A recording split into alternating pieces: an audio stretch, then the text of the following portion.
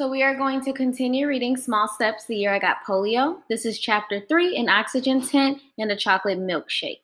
It says after Peg is rushed to the hospital at the end of the diagnosis, she grows sicker and her paralysis continues. She is placed in an oxygen tent to help her breathe and has trouble eating and drinking until her parents take a risk and take things into their own hands. Here we go. Because of my fever, it was important for me to drink lots of liquids. I tried to drink some ice water each time my parents and the nurses held the glass for me. I was also given apple juice, grape juice, and 7 Up, but they were no easier to swallow than water.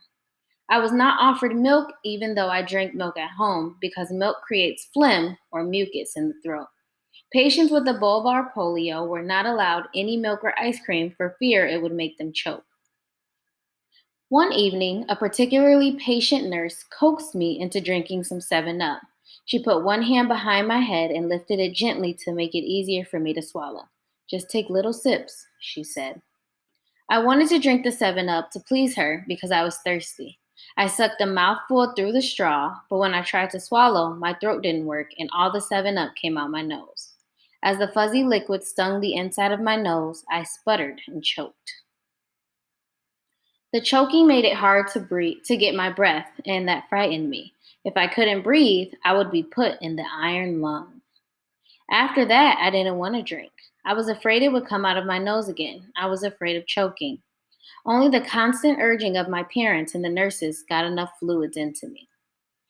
8 days after my polio was diagnosed, my fever still stayed at 102 degrees.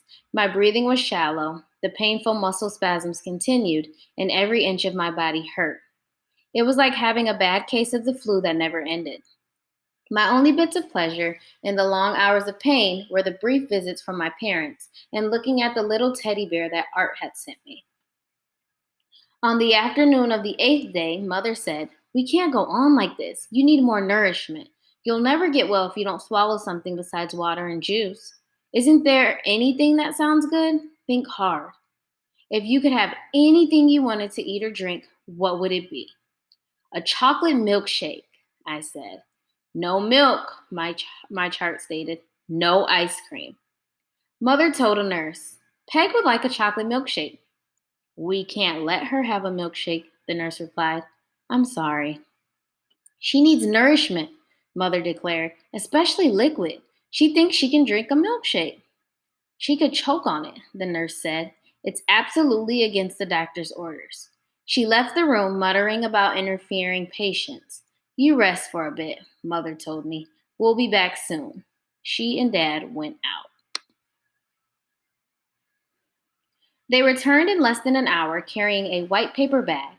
The nurse followed them into my room. "I won't be responsible for this," she said as she watched Dad take a milkshake container out of the bag. "Milk and ice cream are the worst things you could give her." Dad took the lid off the container while Mother unwrapped a paper straw. "We know you have to follow the rules," Dad said, "but we don't. This is our daughter, and she had nothing to eat for over a week. If a chocolate milkshake is what she wants and she thinks she can drink it, then a chocolate milkshake is what she is going to have."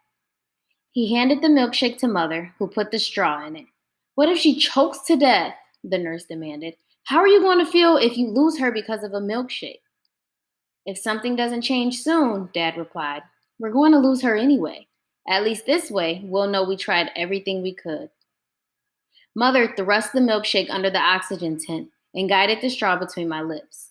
I sucked the cold, thick chocolate shake into my mouth and held it there for a second and swallowed. It slipped smoothly down my throat. For the first time since I got sick, something tasted good. I took another mouthful and swallowed it. I had to work at swallowing, but the milkshake went down. The next mouthful went down too, and the one after that.